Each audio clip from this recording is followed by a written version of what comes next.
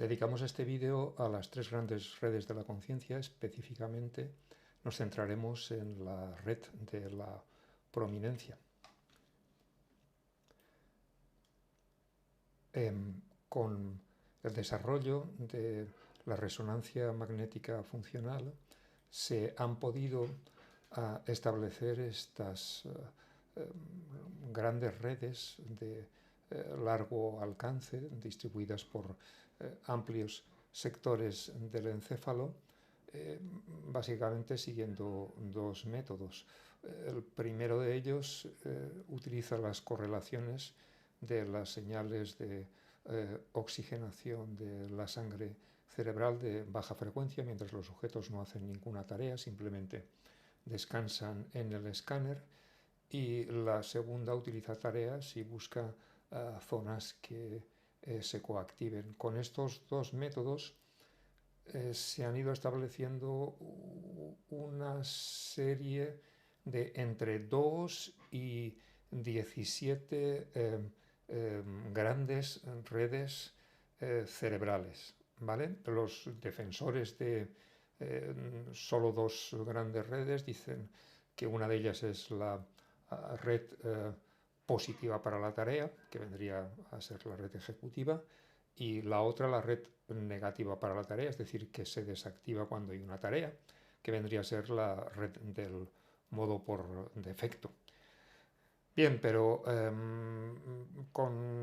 dependiendo del método estadístico que se emplee para analizar las correlaciones, pueden llegar a establecerse, ya os digo, hasta 17. Aquí vemos 10 grandes redes, pero echaréis a faltar alguna. Pues, por ejemplo, se han propuesto dos redes atencionales, una dorsal y una ventral, que aquí los autores subsumen en la ventral, por ejemplo, en la red de la prominencia. Y también otra red que es prácticamente paralela a la de la prominencia, que se llama la red cíngulo-opercular, ¿vale? O sea que el número de redes no está completamente establecido, pero digamos que si tenemos en cuenta las redes que son puramente sensoriomotoras o sensoriales o de regulación cerebelar, nos quedan básicamente tres redes. La red del modo por defecto, la red ejecutiva, aquí está subdividida en la izquierda y la derecha, y la red de la prominencia, que establecen nuestro modo de funcionamiento consciente. Bien, básicamente la red de la prominencia es el conmutador entre la red del modo por defecto, es decir, la red que se desactiva cuando tenemos que hacer una tarea que exige nuestra atención, y la red ejecutiva, que es el modo ejecutivo en el que entramos cuando se requiere que paremos el modo piloto automático y que nos enfrentamos a una situación en la que los procedimientos aprendidos no funcionan, que requieren planeación, activación de la memoria de trabajo. Bien, básicamente cuando nos enfrentamos a una tarea que requiere que nos paremos a pensar, inhibimos la red del modo por defecto y activamos la atención ejecutiva, de la cual emerge la activación del circuito de la memoria de trabajo, el circuito frontoparietal, ¿vale? Cuando no hay ninguna tarea o podemos enfrentarnos a la situación con rutinas procedimentalizadas, pues entramos en el modo piloto automático de la red del modo por defecto, que está especializada en aspectos socioemocionales. Pues, por ejemplo, nos compara con nuestro yo ideal, nos premia con felicidad si nos acercamos a esa imagen, o nos autodenigra con vergüenza o culpa si nos alejamos de ella. Es también la responsable de la empatía y de la memoria episódica.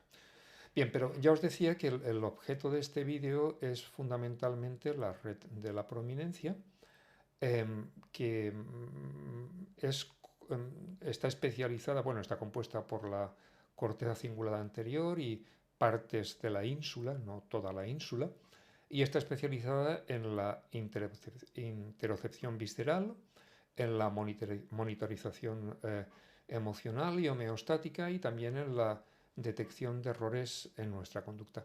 Vamos a echarle una ojeada a cómo fue el proceso de descubrimiento de la red de la prominencia.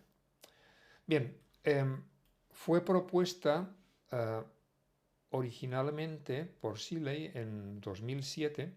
Seeley era un neurólogo cuyo interés clínico estaba centrado en la demencia frontotemporal, también conocida a veces como demencia semántica, caracterizada por la pérdida de motivación, incapacidad de experimentar empatía o vergüenza, alteraciones en la percepción del dolor y en el sistema nervioso autónomo, y además luego progresaba a posibles déficits en memoria semántica o afasia. Bien, los investigadores encontraron que la demencia frontotemporal se iniciaba con una atrofia en la corteza cingulada anterior y en la ínsula anterior, bueno, la parte ventral de la ínsula anterior, áreas que contienen neuronas de fonecónomo. Luego se extiende a las áreas adyacentes.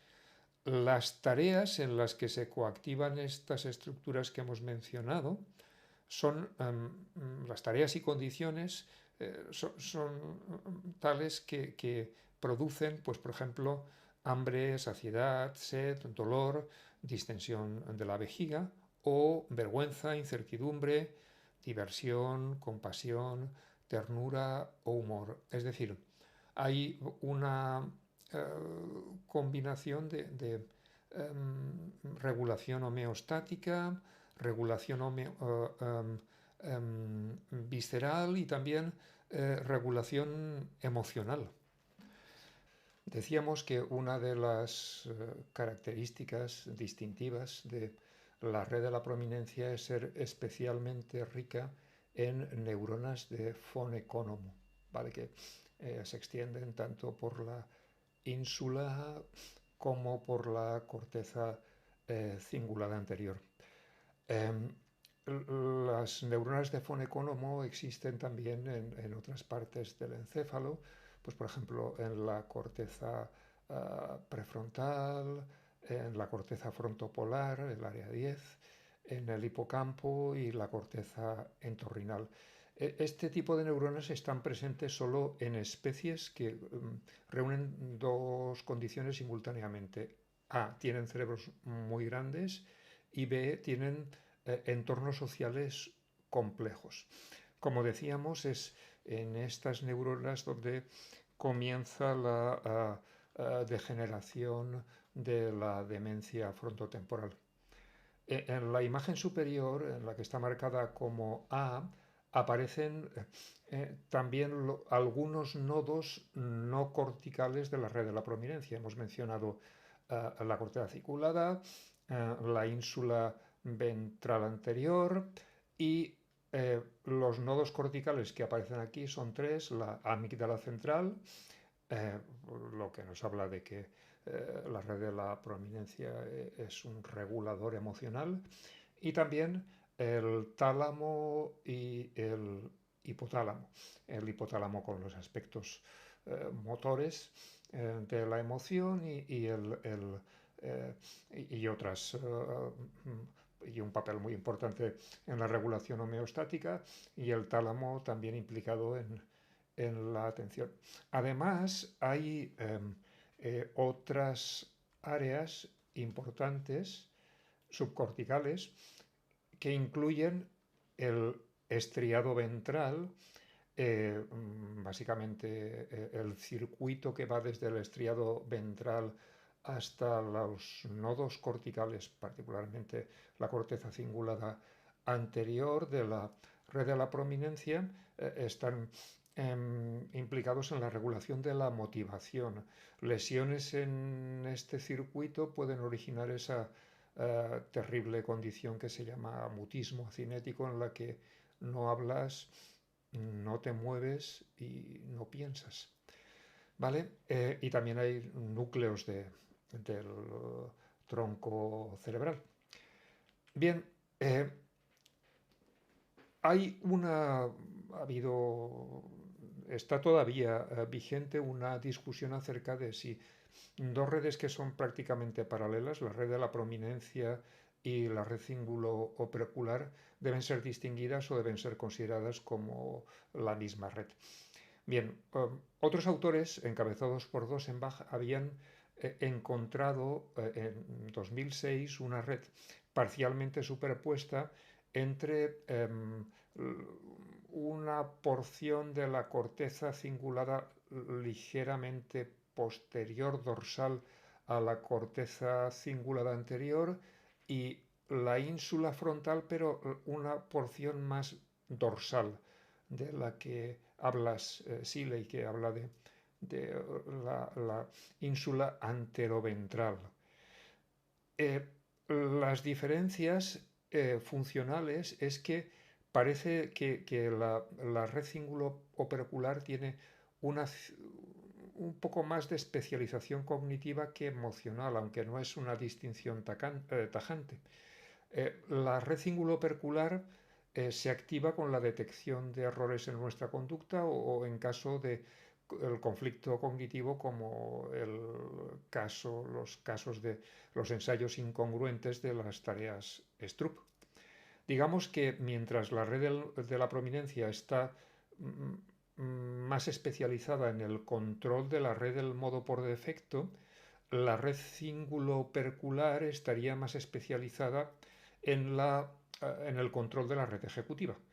Eh, lo que ocurre es que ya os decía que la distinción no es tajante porque algunas tareas emocionales también activan la red cíngulo-opercular y algunas tareas puramente ejecutivas, cognitivas, activan la red de la prominencia clásica de Seeley.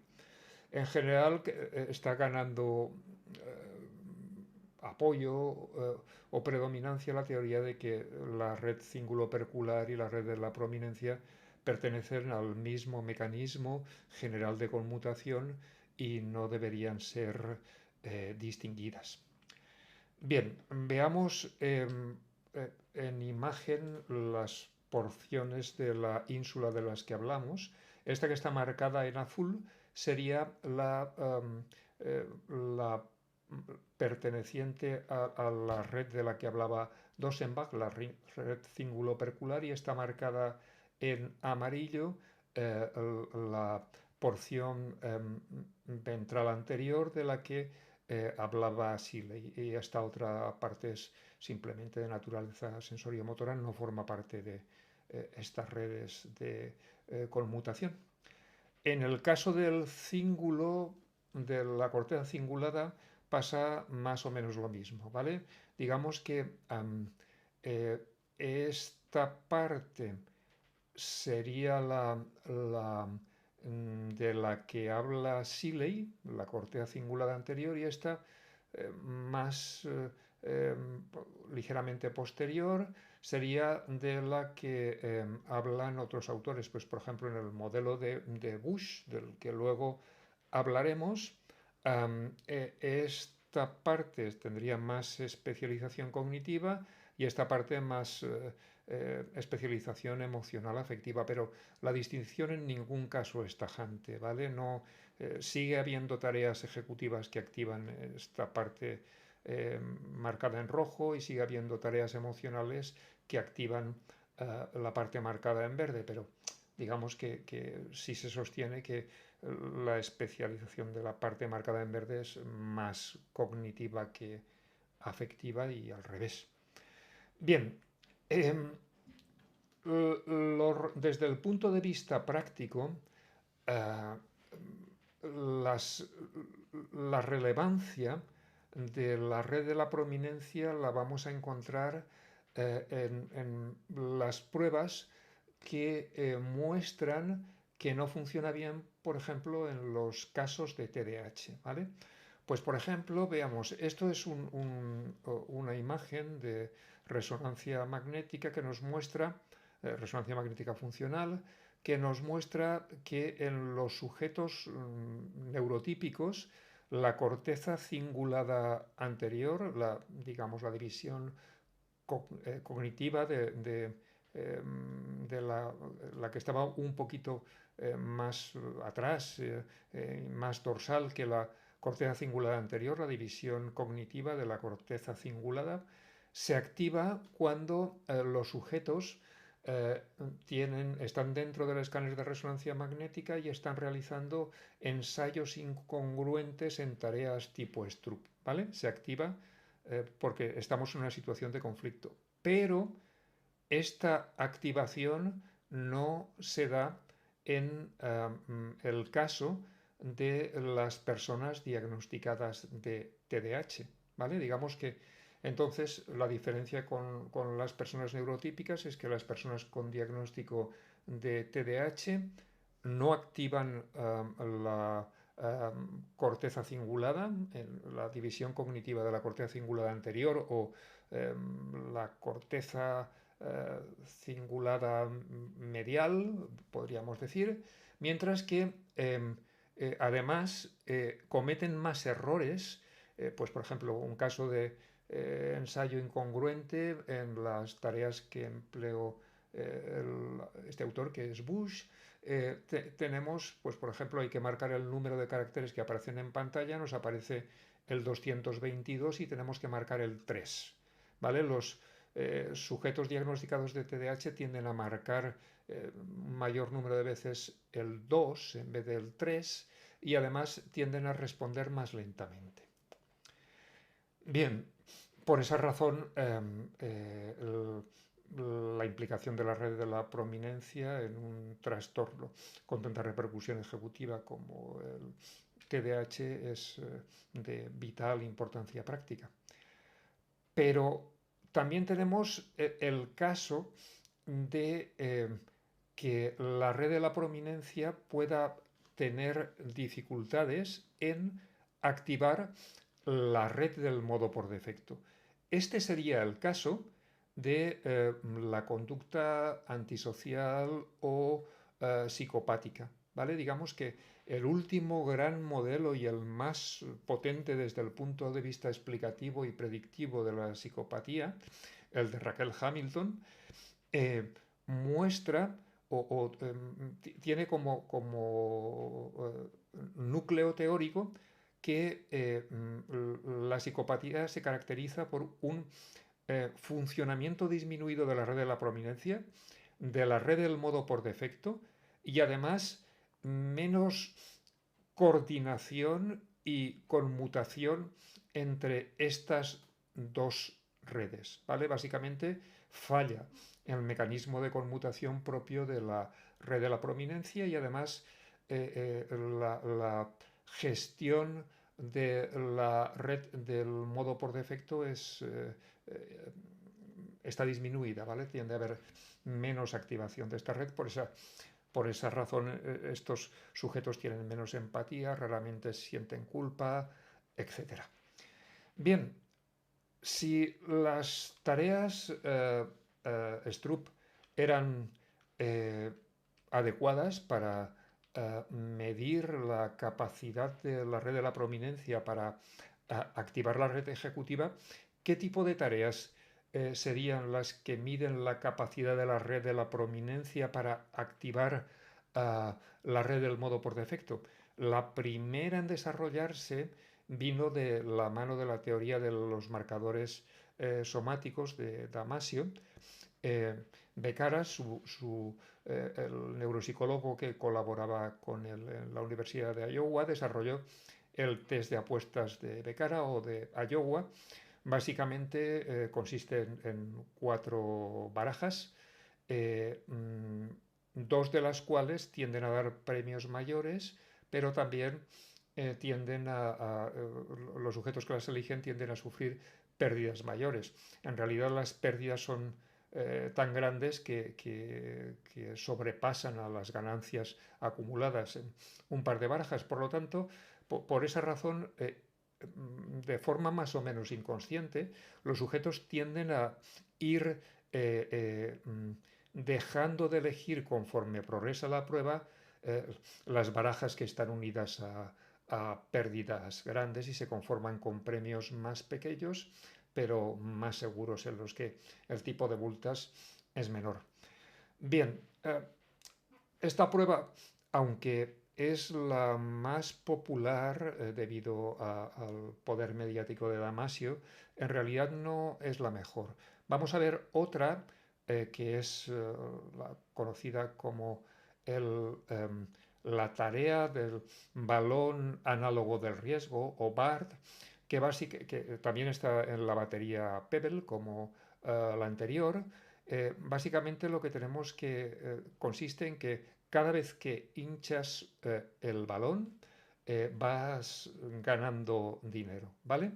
Pero siempre hay un momento en el cual revienta. Los balones con diferentes colores revientan a diferentes momentos, ¿vale? Los sujetos, cuando revienta el balón, pierden todo el dinero que hayan ganado en ese ensayo.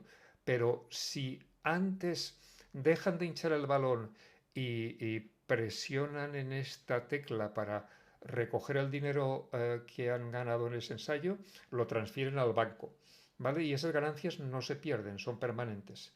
Básicamente lo que tenemos es que los sujetos con menor activación, menor capacidad de activar la red del modo por defecto desde la red de la prominencia, tienden a hinchar más, ¿vale?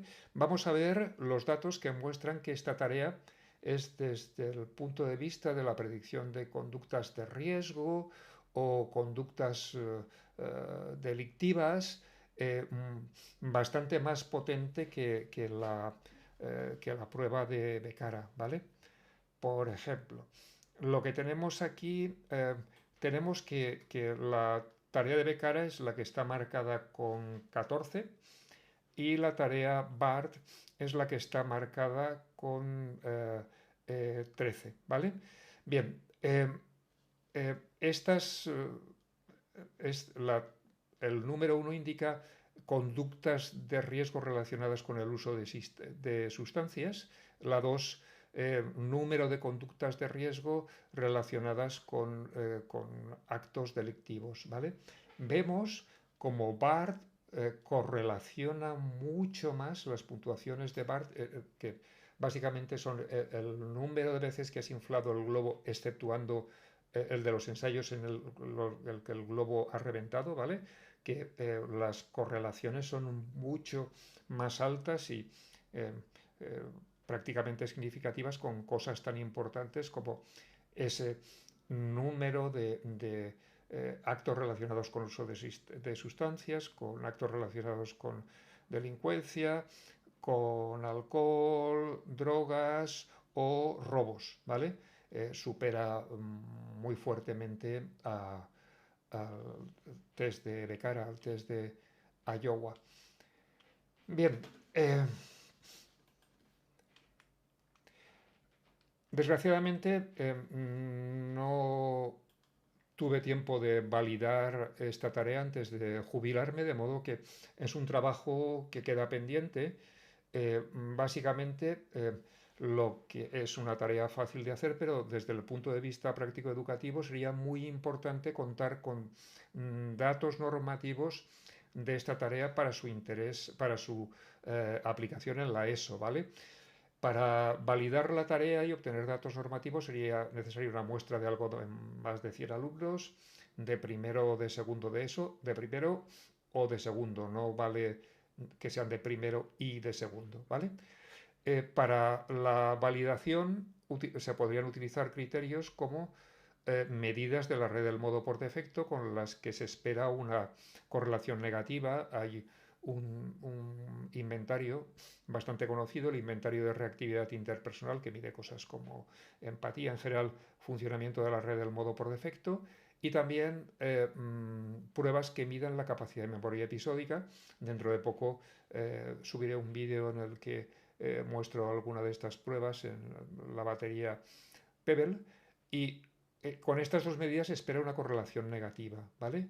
Luego, por otra parte, necesitaríamos medidas indicativas de violación de normas disciplinarias, de acoso, etcétera, en las que esperaríamos que el cuartil superior que inflamase en BART supere significativamente al cuartil que infla menos en BART el número de violaciones de normas disciplinarias, etcétera. Bien, en realidad aún hay otra prueba que es aún más sensible que BART, que también está en la batería Pebble, que es la reversión del aprendizaje probabilístico.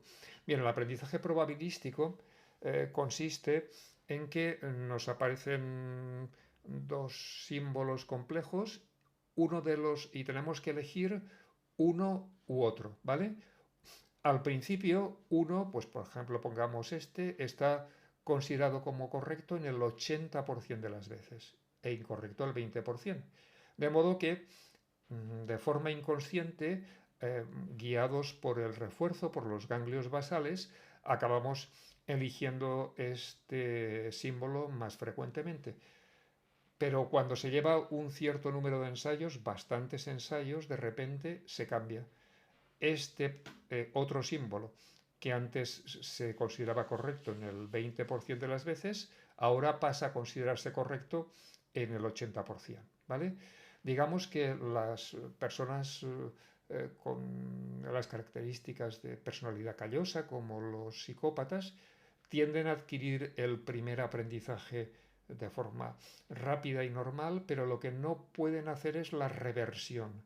Es decir, son especialmente malos en pasar de cuando tienen que desaprender que esta tarea, que este símbolo es el correcto y pasar a sustituirlo por otro, ¿vale? Digamos que es uno de los signos de, de la psicopatía, eh, los malos resultados en la reversión del aprendizaje probabilístico. Esta tarea, el inconveniente que tiene, por eso no puede ser, puede que no sea tan práctico utilizarla en ambientes educativos. El problema es que necesita muchos ensayos, igual necesita 200 ensayos o más, por eso, aunque sea más potente que BART, posiblemente desde el punto de vista práctico, BART sea más útil. Bien, para terminar, digamos que la red de la prominencia está implicada en otros muchos problemas. Pues, por ejemplo, eh, podemos clasificar con aprendizaje de máquinas, con una regresión logística, a partir de la actividad en la resonancia magnética funcional de las estructuras de la red de la prominencia, del funcionamiento de la red de la prominencia, casi con total precisión, si alguien reúne las características diagnósticas del espectro autista o bien es neurotípico. Bien, y eh, esto es todo por este vídeo. En el próximo hablaremos de la tarea STRUP que Bush usó dentro del escáner de resonancia magnética para determinar las anomalías en la red de la prominencia que caracterizan a la población diagnosticada con TDAH. Y eso es todo, hasta el próximo vídeo.